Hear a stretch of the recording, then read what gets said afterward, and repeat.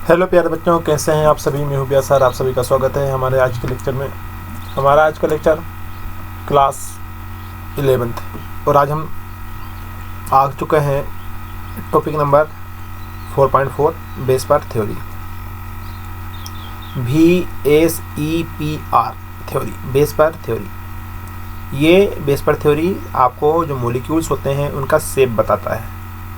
क्या बताता है? शेप बताता है। अभी तक हमने मॉलिक्यूल की स्टेबिलिटी देखी थी। क्या देखा था हमने?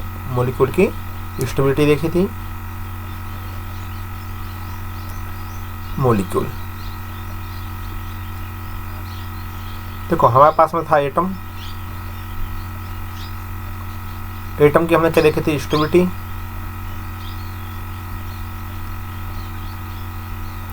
अब एटम से मिलकर बनता है यहाँ पास में मॉलिक्यूल। क्या बनता है यहाँ पास में? मॉलिक्यूल। जैसे हमारे पास में एक हाइड्रोजन है, हम उसको एटम बोलते हैं। H2 है तो वहाँ पास में मॉलिक्यूल हो गया। समझ रहा हो? हमारे पास में Cl है, वो एटम है, ठीक है। यदि हम HCl मिला देते हैं वो आपका मॉलिक्यूल हो जाता है, या हम Cl2 मिला देते हैं तो वहाँ पास में मॉलिक्यूल हो जाता है।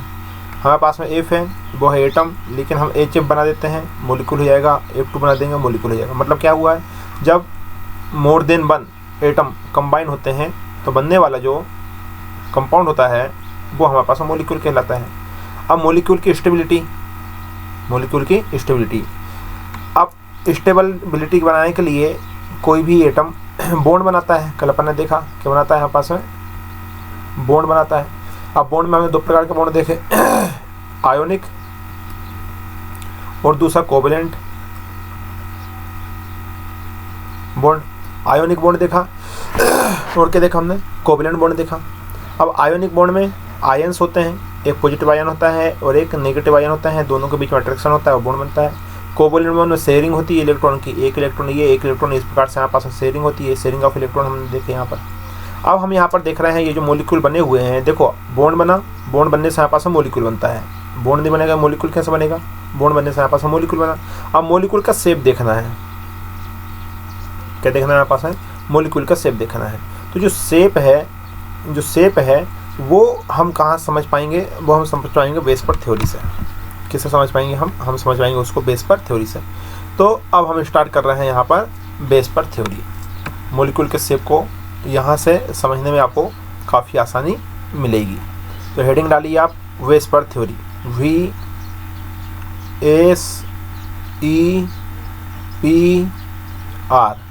बेस पर थ्योरी, बेस पर थ्योरी। अब यहाँ से हमको मॉलिक्यूल का एक नया ही रूप देखने के लिए मिलने वाला है। ठीक है, देखो already explain Lewis concept is unable to explain the shape of molecule. जो हमारे पास में लुईस कॉन्सेप्ट था वो शेप ऑफ मॉलिक्यूल को नहीं दे पाया। Shape of molecule, Lewis concept is unable to explain the shape of molecule. Lewis concept से हम मॉलिक्यूल के शेप को नहीं जान पाए। This theory provide a simple procedure to predict the shape of covalent molecule।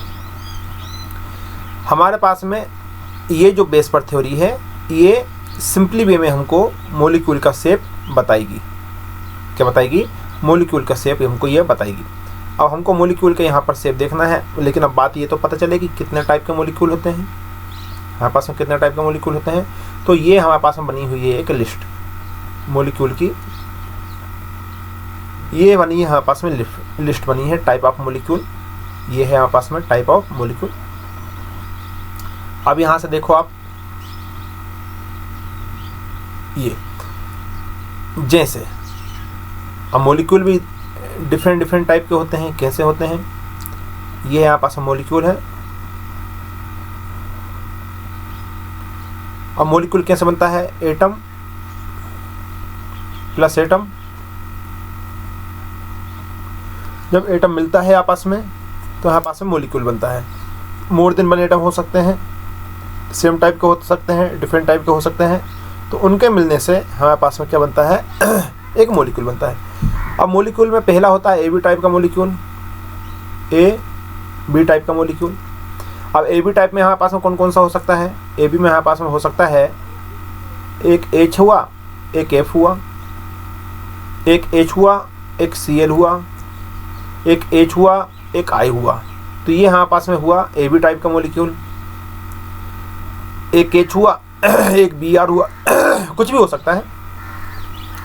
दूसरे टाइप का जो मॉलिक्यूल होता है, दूसरे टाइप का जो मॉलिक्यूल होता है वो ए बी टू टाइप का होता है, ए बी टू टाइप का होता है। जैसे हमारे पास ऑक्सीजन तो एक ही है, ध्यान से देखना यहाँ पर ऑक्सीजन हमारे पास में एक है, लेकिन यहाँ एच लगा हुआ है, यहाँ एच लगा हुआ है। ए बी टू टाइप मतलब ये ए है, ये बी है और ये बी है, ये हुआ ए बी टू टाइप का।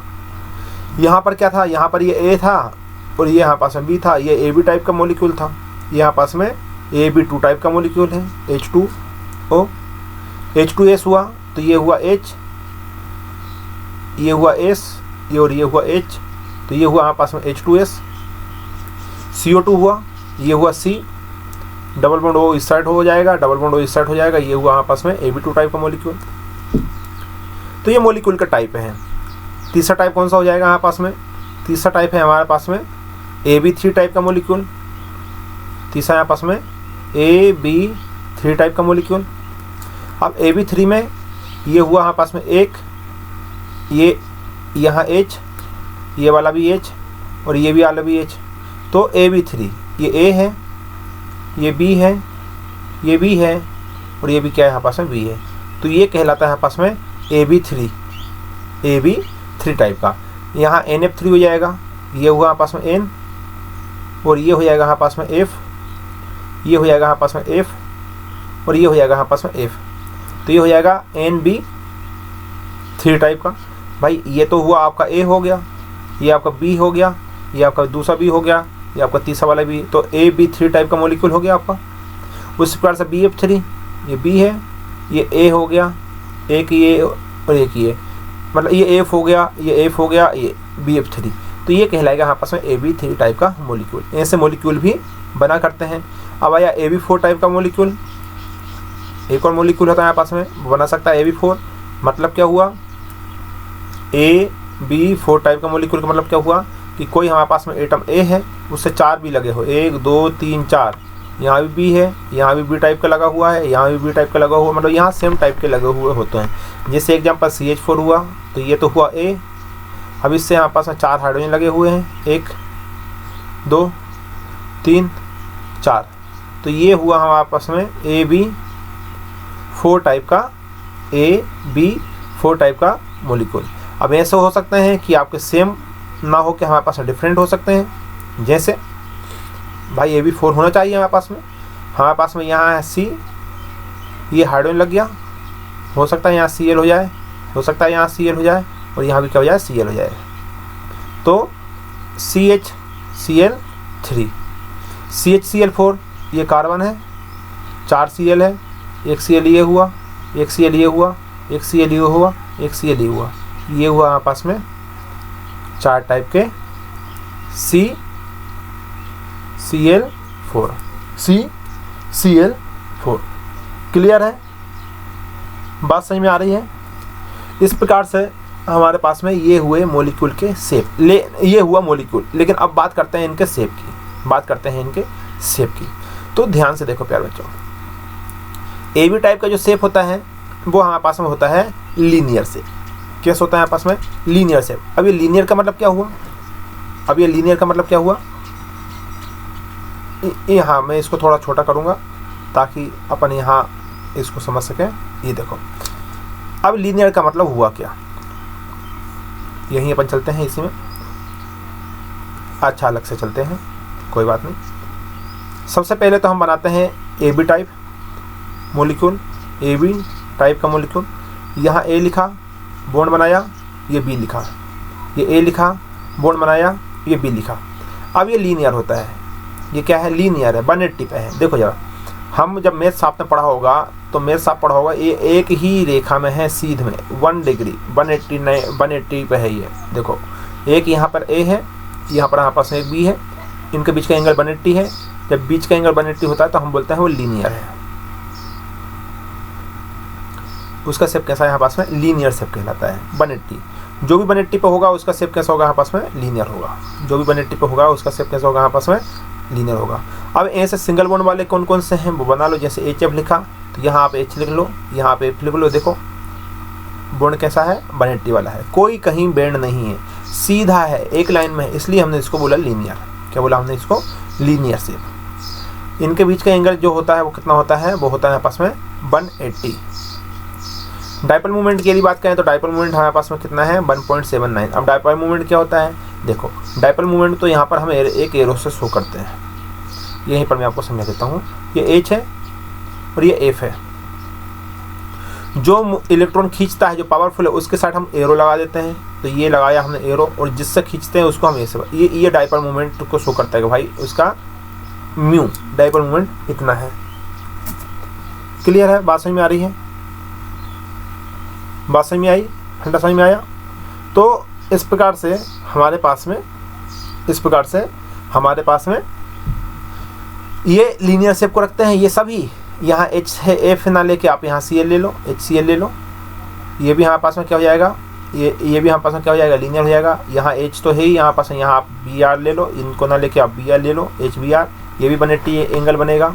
यहाँ आप Br ना लेके आप I ले लो, तो वो भी हमारे पास में 180 बनेगा। आप H2 ले लो, ये H ले लो, ये भी H ले लो। तो इस प्रकार से हमारे पास में, अच्छा इसका डाइपोल मोमेंट 0 हो जाएगा। क्यों? क्योंकि जितना पावरफुल ये हाइड्रोजन है उतना ही पावरफुल ये हाइड्रोजन है। एक दूसरे के इलेक्ट्रॉन को खींच नहीं पाएंगे।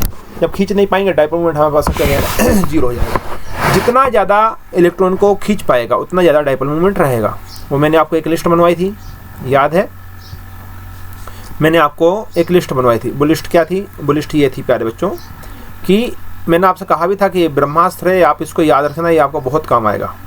जैसे हमारे पास था फ्लोरीन, फिर हमारे पास में सबसे ज़्यादा पावरफुल फ्लोरीन है, उससे थोड़ा कम ऑक्सीजन है, उससे थोड़ा कम नाइट्रोजन है, उससे थोड़ा कम क्लोरीन है, उससे थोड़ा कम ब्रोमीन है, उससे थोड़ा कम आयोडीन है, बस उस कारण फिर डिस कार्बन है, और उससे फिर हमारे पास में हाइड्रोजन है, और फिर भी हमारे पास में मेटल है।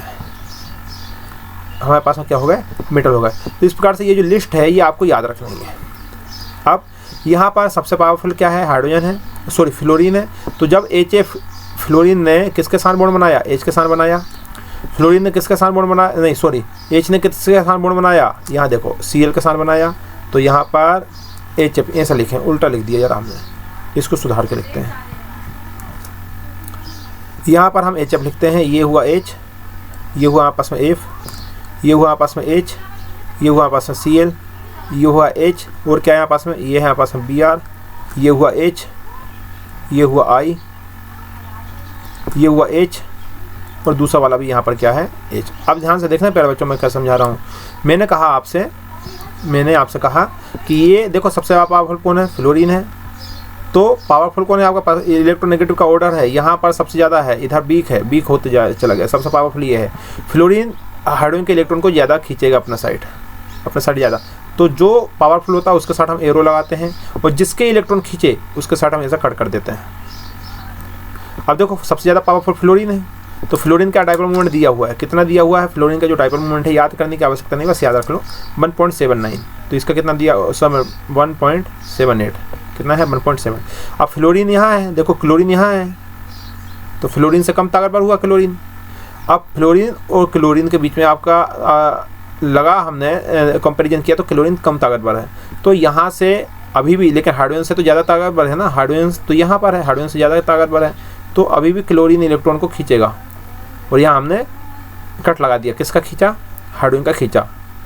अब कितना खींचेगा? तो ये खींचेगा 1.7 या 07, 1.7 नहीं लिखेंगे, 1.07। तो कितना कम है इससे? बहुत कम है। अब हाइड्रोजन सभी Br ज़्यादा पावरफुल है, तो अभी भी हमारे पास में जो हाइड्रोजन के इलेक्ट्रॉन हैं उनको कौन खींचेगा? ब्रोमीन खींचेगा। ये काट दिया तो डाइपोल मोमेंट डिसाइड हो गया हमारे पास में। अब Br ने खींचा, Br देखो कितना है? 0.79। तो यहाँ पर हमारे पास में इसका डाइपोल मोमेंट कितना है? 0.79। अब आयोडीन की यदि हम बात करते हैं तो हाइड्रोजन तो ये रहा, हाइड्रोजन ये रहा, आयोडीन ये रहा। अभी भी हाइड्रोजन ज़्यादा पावरफुल है, तो हाइड्रोजन के इलेक्ट्रॉन को कौन खींचेगा? आयोडीन, और किससे खींचा, हाइड्रोजन से, इसलिए हमने ये कट लगा दिया। ये कहलाता है डायपोल मोमेंट शो करता है। और ये कितना है 0.038, ठीक है। अब लेकिन हाइड्रोजन और हाइड्रोजन की बात यदि हम करें तो हाइड्रोजन भी उतना पावरफुल है। ये वाला हाइड्रोजन एक ही है हाइड्रोजन, तो दो तो होते नहीं है, तो हाइड्रोजन हाइड्रोजन सेम है, तो ना तो ये खींच पाएगा ना ये खींच पाएगा, इसलिए डायपोल मोमेंट नहीं बनेगा यहाँ पर, और इसका डायपोल मोमेंट आ जाएगा यहाँ पर से 0। देखो जो जितना ज़्यादा इलेक्ट्रोनेगेटिव होता है उसका डायपोल मोमेंट उतना ही ज़्यादा होता है, तो ये ज़्यादा इलेक्ट्रॉन को खींचेगा, इसलिए इसका डायपोल मोमेंट कितना है 1.78। अब इसको हम म्यू से रिप्रेजेंट करते हैं, डायपोल मोमेंट को हिस्सा रिप्रेजेंट करते हैं म्यू से, कि इसका म्यू कितना है इतना, म्यू कितना, ये सारा कैलकुलेशन कैलकुलेटेड, ये सारी वैल्यू कैलकुलेटेड वैल्यू है, ठीक है। हम फिलहाल बात कर रहे हैं, किसकी बात कर रहे हैं, जियोमेट्री की। इसका जो जियोमेट्री है, जियोमेट्री इसका देखो, जियोमेट्री अलग होता है, शेप अलग होता है, जियोमेट्री अलग होता है, शेप अलग होता है, ठीक है। इसकी जियोमेट्री जो होती है वो कितनी है, जियोमेट्री इसकी जियोमेट्री है कैसी है, लीनियर, ये सारे लीनियर वाले हैं, ठीक है। अब बात करते हैं आगे, अब AB टाइप का हुआ। अब AB2 टाइप की बात करते हैं। यदि हम AB2 टाइप की बात करते हैं तो AB2 टाइप में यहाँ पास में H2O आया। देखो H2O ऐसे बनता है प्यारे बच्चों, ये हुआ यहाँ पास में ऑक्सीजन, और ये हुआ आपस में हाइड्रोजन। ये इस प्रकार से आपस में बेंट रहता है, ये ऐसा नहीं रहता। देखो ऑक्सीजन आप ऐसा नहीं बना सकते, ये ऑक्सीजन बनाया, यहाँ पास में हाइड्रोजन बनाया, ये अपना हाइड्रोजन, हाँ ये नहीं, ये H2O का शेप नहीं होता है। आप बोलोगे सर यहाँ, अब हम जानते हैं इसके पर लोन पेयर होते हैं, आप सभी जानते हो ना, इसके पर क्या होते हैं, लोन पेयर होते हैं। अब इनके बीच का एंगल होना चाहिए था 180, किसका होना चाहिए, 180 होना चाहिए था एंगल, लेकिन 180 इसका एंगल नहीं हो पाता है। क्यों, क्योंकि यहाँ से ये थोड़ा बेंड होते हैं, नीचे की साइड झुके हुए होते हैं, यहाँ नीचे झुका हुआ है, इधर भी नीचे की साइड क्या है, झुका हुआ है। इनके बीच का जो एंगल है, इनके बीच का जो एंगल है वो कितना है यहाँ पास में, वो 180 से कम है। ये 180 नहीं है, 180 होगा तो सीधा, ये 180 से यहाँ पास में कम है, एंगल 180 यहाँ पर नहीं होता है। तो अब यहाँ से हमको क्या मिला देखने के लिए कि हमारे पास में इसमें बेंड कम है, तो इसकी जो जियोमेट्री आएगी वो बेंट आएगी। बेंड है, बेंड दिखाई दिया, अब इसकी जियोमेट्री आएगी वो जेंट आएगी। अब बात ये सब, ये बेंट क्यों है, बेंट इसलिए प्यारे बच्चों क्योंकि ये लोन पेयर है। ये क्या है यहाँ पास में, ये लोन पेयर है, लोन पेयर, और लोन पेयर में रिपल्सन होता है, तो लोन पेयर होने का कारण लोन पेयर है, और ये हमारे पास में बॉन्ड पेयर है, ये कहलाता है बॉन्ड पेयर, BP, ये कहलाता है हमारे पास में बॉन्ड पेयर। तो लोन पेयर बॉन्ड पेयर के बीच में रिपल्सन होता है, क्या होता है, रिपल्सन होता है। रिपल्सन के कारण ये क्या हो जाता है, यहाँ का ये एंगल छोटा हो जाता है, झुक जाता है, इसलिए हम इसको जियोमेट्री का बोलेंगे। इसकी जियोमेट्री कैसी आपकी, बेंट है, इसकी जियोमेट्री कैसी आपके प्यारे बच्चों, बेंट है। उसी प्रकार से H2S सेम कंडीशन है, ऑक्सीजन की फैमिली का ही है, तो ऑक्सीजन को हटाओ, यहाँ सल्फर रख दो, ये ऑक्सीजन को हटाया, आपने यहाँ पर सल्फर रख दिया, तो सल्फर H2S ले हो गया आपका, H2S हो गया यहाँ आपस में, तो ये भी कैसा है आपस में, बेंट है, कैसा है आपस में, बेंट है। लेकिन यदि हम बात करें CO2, ये लीनियर है। अब CO2 लीनियर क्यों है, CO2 लीनियर इसलिए है प्यारे बच्चों क्योंकि ये बनाया आपने एक कार्बन, डबल बॉन्ड यहाँ है ऑक्सीजन, और डबल बॉन्ड यहाँ पर है ऑक्सीजन, सेंट कार्बन के पास कोई लोन पेयर नहीं है, इसलिए यहाँ पास कैसा है, लीनियर। यहाँ से यहाँ तक यहाँ पास जो एंगल होगा वो कितना होगा, 180 पे है। ये लीनियर जियोमेट्री, लीनियर, ये क्या है यहाँ पास में, लीनियर। क्लियर है, बात समझ में आ रही है। उसी प्रकार से यदि हम बात करते हैं AB3 टाइप के मॉलिक्यूल की, तो ये यहाँ पास में NH3 है। देखो ये NH3 जो है ना, ये N है, ये हाइड्रोजन है, यहाँ एक हाइड्रोजन है, और यहाँ एक हाइड्रोजन। ऐसा होना चाहिए था लेकिन ऐसा नहीं होता ये, क्योंकि इसके ऊपर लोन पेयर होते हैं, इसलिए इसका जो शेप होता है वो ऐसा नहीं होता है। तो इसका शेप कैसा होता है, इसका शेप ऐसा होता है, ये नाइट्रोजन है, थोड़ा सा बेंड ये होता है, थोड़ा सा बेंड ये होता है, और ये प्लेन के उस साइड चला जाता है, ऐसा थोड़ा सा बेंड ये होता है, इसको ऐसे शो कर देते हैं। और इसके ऊपर क्या है यहाँ पास में, लोन पेयर, एक लोन पेयर होता है। लोन पेयर की वजह से रिपल्सन होता है, क्यों, क्योंकि ये तो हमारे पास में है लोन पेयर, खाली इलेक्ट्रॉन, और ये जो इलेक्ट्रॉन होते हैं, ये जो इलेक्ट्रॉन होते हैं, ये इलेक्ट्रॉन होते हैं बॉन्ड पेयर। ये इलेक्ट्रॉन कौन से होते हैं, ये इलेक्ट्रॉन होते हैं हमारे पास में बॉन्ड पेयर। और लोन पेयर और बॉन्ड पेयर के बीच में क्या होता है, रिपल्सन। रिपल्सन कारण इसका एंगल क्या हो जाता है, थोड़ा सा कम हो जाता है। क्लियर है। तो ये एक शेप बनाता है, वो शेप है ट्राइगोनल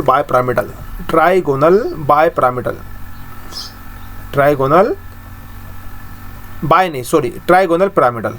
बाय तो जब बनता है जब हमारे पास में 2 लोन पेयर होते हैं। ट्राइगोनल पिरामिडल, ट्राइगोनल पिरामिडल, ये देखो एक पिरामिड के जैसे बनता है, ये एक पिरामिड के शेप का बनता है। ये देखो एक पिरामिड जैसे दिखाई दे रहा है ना आपको। ट्राइगोनल, तीन तो इसके पार्ट हैं और ये पिरामिडल है, ट्राइगोनल पिरामिडल। क्लियर है, बात समझ में आ रही है। मैं इनकी वो वीडियो पहुंचा दूंगा आपको जिसमें लीनियर जियोमेट्री वगैरह लिखा हुआ है, वो काफ़ी अच्छे से आपको समझ में जाएगा। सारी मैंने वीडियो बनाई है इमेजिनेशन वाली, मैं आपको इसको शो करूँगा, चला दूंगा, उससे आपको ये सारी चीज़ समझ में आ जाएगी। सर से बोल दूँगा वो आपको सेंड कर दें। तो इस प्रकार से हमारे पास में ये हुआ। देन हमारे पास में NF3, ये भी सेम कंडीशन बनेगी भाई। यहाँ पर जहाँ नाइट्रोजन है वहाँ आप क्या रख दो, उठा के वहाँ रख दो F, सॉरी जहाँ हाइड्रोजन है वहाँ उठा के रख दो F, ये क्या रख दो F, ये क्या रख दो हमारे पास में F। क्लियर है। अब आया AB4 टाइप का, क्या आया हमारे पास में आया AB4 टाइप का। ये A है, A B4, 1 2 3 4, AB हो गया 4। अब AB4 में हमारे पास में क्या जाएगा प्यारे बच्चों, यहाँ पर जाएगा हमारे पास में CH4। देखो ये कार्बन, ये हाइड्रोजन, ये हाइड्रोजन, ये हाइड्रोजन और ये हाइड्रोजन। इसका लिए म्यू कितना होगा बताओ। इसके लिए म्यू होगा हमारे पास में 0। क्यों 0 होगा? तो हाइड्रोजन तो खींचते ही नहीं है कार्बन से, खींचता है क्या? हाइड्रोजन तो बहुत ही कम इलेक्ट्रोनेगेटिव ही नहीं है हाइड्रोजन। ये देखो हमने बनाया, कहाँ है इलेक्ट्रोनेगेटिव है, यहाँ लिखा था अपन ने, लिस्ट लिखी थी। ये देखो कार्बन यहाँ, हाइड्रोजन यहाँ, तो हाइड्रोजन तो लगे हुए आउटर में, तो हाइड्रोजन तो खींचता नहीं है। खींचता है क्या? हाइड्रोजन इलेक्ट्रॉन नहीं खींचता, इसलिए हमारे पास में यहाँ डाइपोल मोमेंट कितना है, 0 है। लेकिन ये कहलाता है टेट्राहेड्रल। एक्चुअली इसका शेप ऐसा नहीं होता, जैसा आप देख रहे हो ना, इसका शेप ऐसा नहीं होता। तो कैसे होता है? ये होता है कार्बन एक सेंटर में होता है, एक प्लेन के बाहर होता है, एक प्लेन के अंदर होता है, प्लेन के अंदर। तो ये हमारे पास में है प्लेन के अंदर, एक इस साइड है, ऐसा बना दो, एक हाइड्रोजन ऐसा है, ये एक प्लेन के बाहर होता है, ये प्लेन के बाहर होता है, ये वाला एक बेस होता है, एक डेस होता है, और 2 प्लेन में होते हैं, इसलिए इसको आप ऐसे लाइन से, सॉलिड लाइन से शो करते हैं। ये होता है प्लेन, ये होता है इन प्लेन, इन प्लेन, ये प्लेन में होता है, ये एक बाहर होता है और ये अंदर होता है, ये प्लेन के अंदर है। बात समझ में आ रही है? तो ये होता है यहाँ पास में एक्चुअली इसका से। अब ये 3D है, ये 2D पे हम आपको पढ़ा रहे हैं, आपको एक्सप्लेन नहीं कर पा रहे हैं। मैं आपको इसके लिए एक वीडियो ज़रूर दूंगा, उसको आप देखें। ये यहाँ पास में 3D डायमेंशनल होता है, 3D में होता है। ये भी 3D में है, NH3 का भी 3D में, ये सारे यहाँ पास में कैसे हैं, 3D में। तो ये जियोमेट्री आपकी यहाँ पर कंप्लीट होती है। टेट्राहेड्रल, टेट्राहेड्रल, टेट्राहेड्रल, इनकी जियोमेट्री होती है। तो इनको आपको याद रखना है। क्या रखना है? इनको याद रखना है। काफ़ी अच्छे से आप कर लेंगे, मेरे को मालूम है। मैं एक वीडियो आपको इसकी ज़रूर दूँगा जिसमें आपको ये सारी चीज़ें सजाएगी। इन सबको पढ़ने की कोई आवश्यकता नहीं है, आप इन सबको कर सकते हैं। देखो यहाँ दिया हुआ है, उसने सेव दिया हुआ है। अब यहाँ जो मेन पॉइंट है या जो मेन यहाँ से कॉन्सेप्ट बनता है वो ये है प्यारे बच्चों, इसको याद रखना आप बहुत अच्छे से। थोड़ा इसको बड़ा कर लेते हैं। देखो प्यारे बच्चों, यहाँ पर ये जो है ना रिपल्सन की यदि हम बात करें, मैंने अभी बताया था रिपल्सन की यदि बात करें, ये क्वेश्चन नीट और जी में कई बार पूछा गया है। लोन पेयर में सबसे ज़्यादा रिपल्सन होता है, फिर लोन पेयर में रिपल्सन होता है, वो सबसे कम होता है बॉन्ड पेयर के बीच रिपल्सन।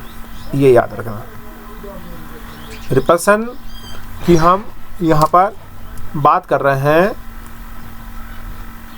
तो वो रिपल्सन आपस में सबसे ज़्यादा होता है लोन पेयर के बीच में रिपल्सन होता है, फिर लोन पेयर बॉन्ड पेयर के बीच में रिपल्सन होता है, फिर बॉन्ड पेयर के बीच में रिपल्सन होता है सबसे कम।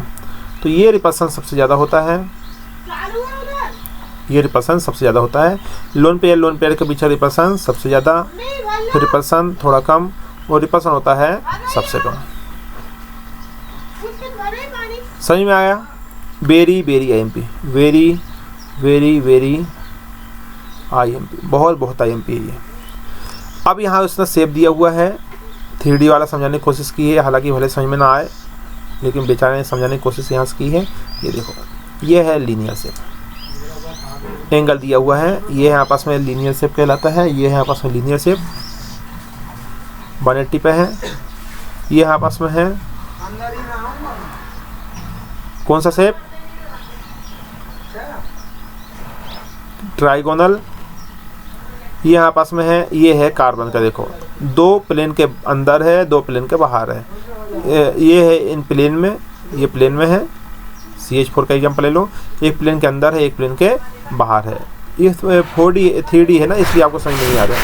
और ये हमारे पास में है ट्राइगोनल बाइपिरामिडल, ये एक तो ऐसे बने, देखो एक लाइन में है और एक ऊपर है, एक नीचे है, PCl5।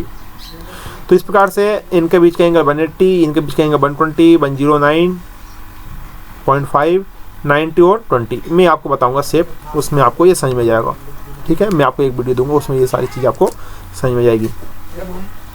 तो इस प्रकार से हमारे पास में ये जियोमेट्री शेप वाला क्लियर हुआ। इसको याद कर लेना, बहुत IMP है। लोन पेयर क्वेश्चन सबसे ज़्यादा होता है। अब यहाँ से ये दिया हुआ है geometry of molecule which the central atom is no lone pair of electron. जब सेंट्रल मॉलिक्यूल के बीच में लोन पेयर नहीं होते हैं तो क्या होता है, उसका टाइप का दिया हुआ है। Number of electron, arrange of electron pair, molecule geometry और एग्जांपल। तो इसको एक बार करके देखना आप, आपको यहाँ दिख रहे हैं AB2 टाइप का कि भाई ये A है, इसके पास लोन पेयर नहीं है, ये A है, इसके पास कोई लोन पेयर नहीं है, कोई लोन पेयर नहीं है, कोई लोन पेयर नहीं है, इनके पास कोई लोन पेयर नहीं है, तो हमारे पास में ये बना। अब हमारे पास में आता है टाइप ऑफ मॉलिक्यूल, जैसे ये दिया हुआ है AB2 टाइप E का मॉलिक्यूल।